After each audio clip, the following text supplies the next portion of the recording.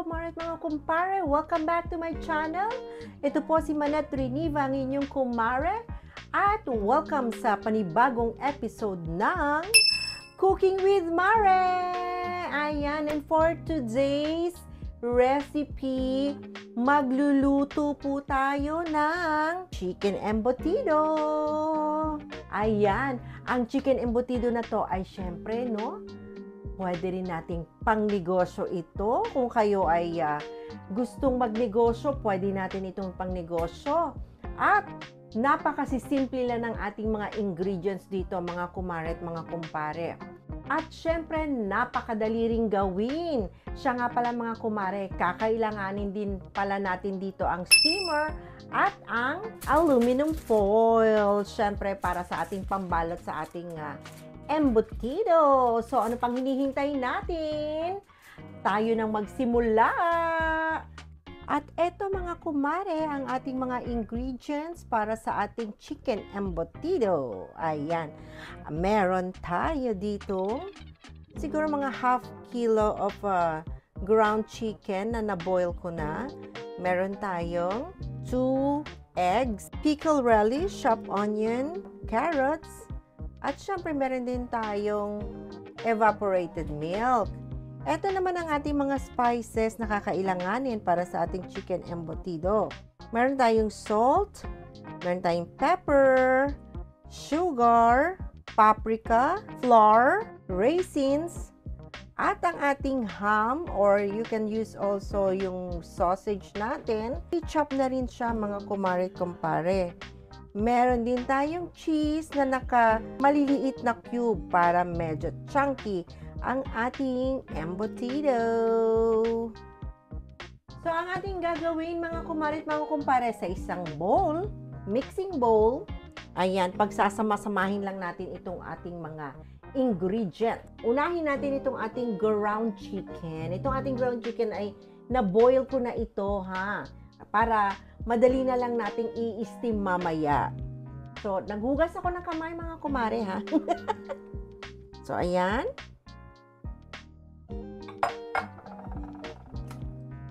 Siyempre, ang ating pickle relish. Ang ating carrots.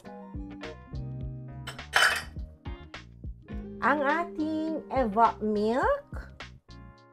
Yan, sama-samahin nyo lang yan mga kumare. Onion. Ang ating mga spices. Meron tayong pepper, salt, sugar, flour. Ang ating raisins. Sama nyo na lahat yan. Ang ating ham, or pwede kayong maglagay ng sausage, ha? Pwede din. So, ayan. Sama-sama na yan lahat.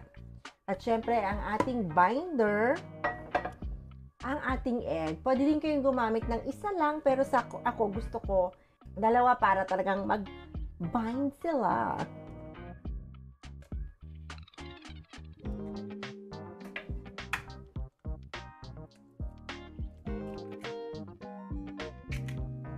So, ayan, na-combine na natin ang lahat ng ating mga ingredients sa ating mixing bowl.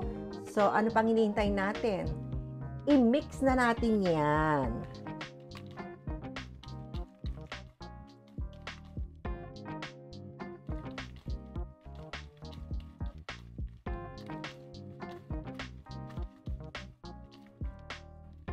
At habang minimix natin ito mga kumare, nakasalang na rin ang ating steamer para ready na rin siya. Pagka kumukulo na, ilalagay na natin ang ating embutido sa ating steamer mamaya. At ayan, naihalo na natin lahat ang ating ingredients. So ngayon, magbabalot na tayo. Ayan, magsasharon cuneta na tayo. Magbabalot na tayo ng ating embutido. So meron akong foil dito. Kayo ang bahalang mag-decide kung gaano yung kalaki irorolyo o ibabalot ang inyong embutido. So, ito, meron ako siguro, ano ba to? Paano ganun? Siguro mga 8 inches. Yan, 8 inches. And syempre, yung isang rolyo, 12 inch. Maglagay tayo ng 1 cup dito sa ating foil.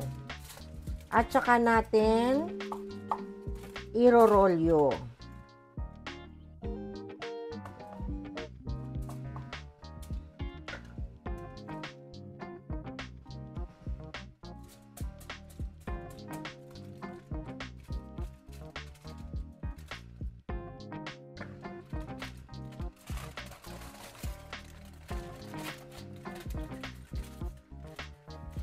So, ayan. Pantayin lang natin.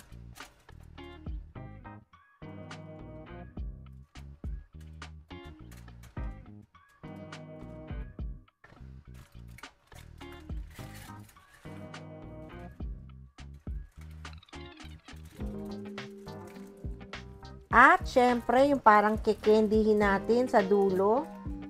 Ayan.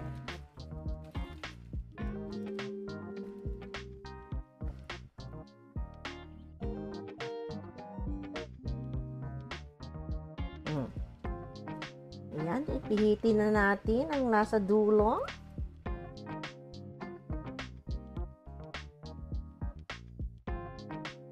So, eto na. Meron na tayong nagawang isang embutido. Gawa pa tayo. Gawa pa tayo.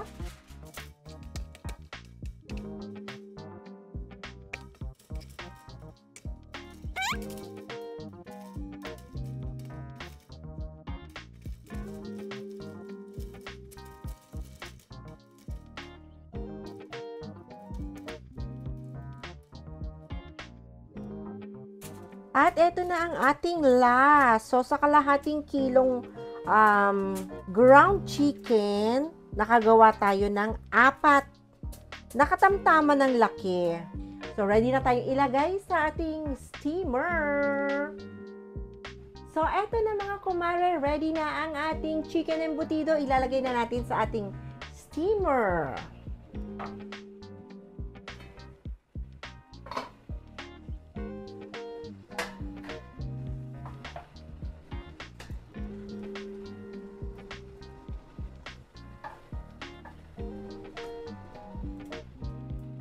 At ayan, i-steam natin ito ng 30 to 40 minutes.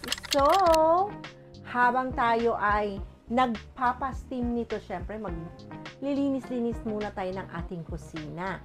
And, I'll be back after 40 minutes. Timer starts now.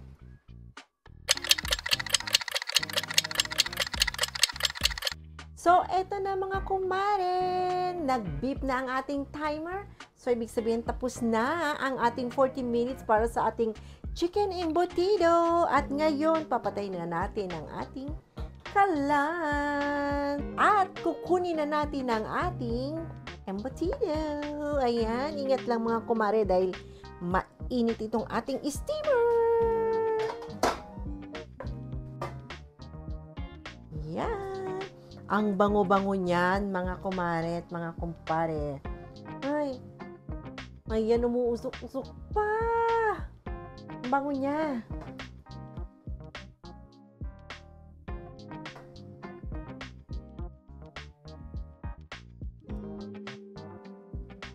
So, eto na ang ating embutido. I-cool down lang natin ito mga kumare. And then, tsaka natin hihiwain. Yung iba, no, piniprito pa ito, pero ako okay na sa akin itong ganito, pero pag may time tayo, ipiprito pa rin natin, okay? At eto na nga mga kumare, ang ating finished product at atin na po itong babalatan o tatanggalin sa foil. So, ayan, nakikita nyo medyo mainit-anit pa rin siya, pero carry bells na.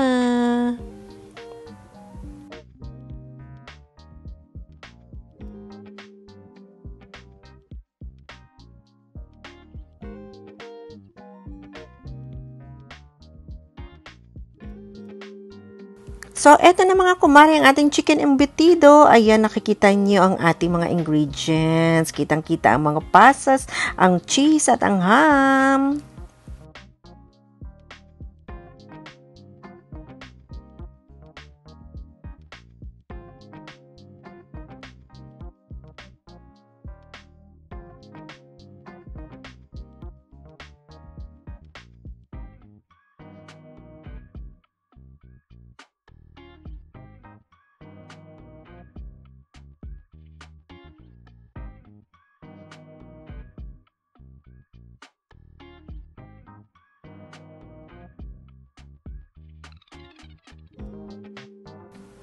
At eto na mga kumare at mga kumpare, mainit-init pa.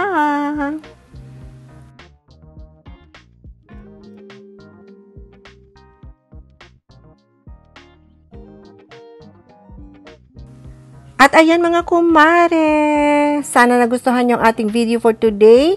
At sa mga hindi pa nakaka-subscribe dyan, please do hit that subscribe button at isama nyo na ang Kalembang All para lagi kayong updated sa ating mga videos. And thank you so much po sa lahat ng inyong suporta. At ito po si Manette Reniva nagsasabing, always stay safe, stay healthy, and be happy. Bye and God bless. Mwah, mwah, mwah, mwah.